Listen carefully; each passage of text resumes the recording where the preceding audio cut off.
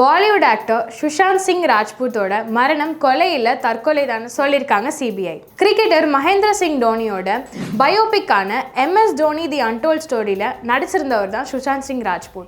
இவரோட acting கெரியரை start பண்றதுக்கு முன்னாடி பாலிவுட்ல ஒரு தனியார் தொலைக்காட்சியில டான்ஸ் ரியாலிட்டி ஷோல பார்ட்டிசிபேட் பண்ணி தான் இவர் இண்டஸ்ட்ரிக்குள்ளே வராரு. இந்த டான்சிங் கெரியர் அங்கேயே நிக்காம பேக்ரவுண்ட் டான்சராகவும் நிறைய படங்கள்ல ஒர்க் பண்ண ஸ்டார்ட் பண்றாரு. அதுக்கப்புறம் ஆக்டிங்ல வரணும்ன்றது இவரோட ஆசையா இருந்தனால நிறைய ஆடிஷன்ஸ் எல்லாமே அட்டென்ட் பண்ணி அவர் படத்துலையும் செலக்ட் ஆகி அந்த படத்துலையும் நடிச்சிட்டு வராரு.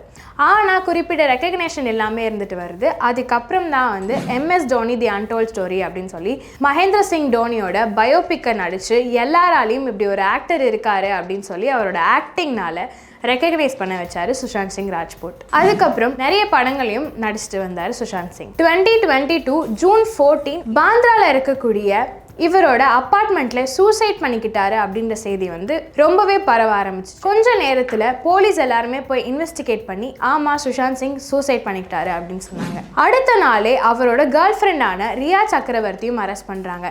எதனால அப்படின்னா இது வந்து தற்கொலையில கொலைன்னு சொல்லி சுஷாந்த் சிங்கோட ஃபேமிலி வந்து டிக்ளேர் பண்றாங்க. இதனால அவரோட கேர்ள் ஃப்ரெண்டான ரியா சக்கரவர்த்தியும் அரெஸ்ட் பண்றாங்க. அவங்க கிட்ட இன்வெஸ்டிகேஷன் போயிட்டு இருக்கும் போது சுஷாந்த் சிங்க்கு நிறைய ட்ரக் எடுக்கிற பழக்கம் இருக்கு. அதுவும் இல்லாமல் அவர் ரொம்ப டிப்ரெஸ்டான ஸ்டேட்டில் சுற்றிட்டு இருந்தார், அதனால தான் சூசைட் பண்ணிக்கிட்டாருன்னு சொல்லி ரியா சக்கரவர்த்தி அவங்களோட சைட்லேருந்து ஒரு ஸ்டேட்மெண்ட்டை வைக்கிறாங்க. இதை இன்வெஸ்டிகேட் பண்ணும்போது சுஷாந்த் சிங்கோட கேஸ் எல்லாமே தாண்டி ட்ரக் பெட்லர்ஸ் நிறைய பேர் வெளியே வராங்க.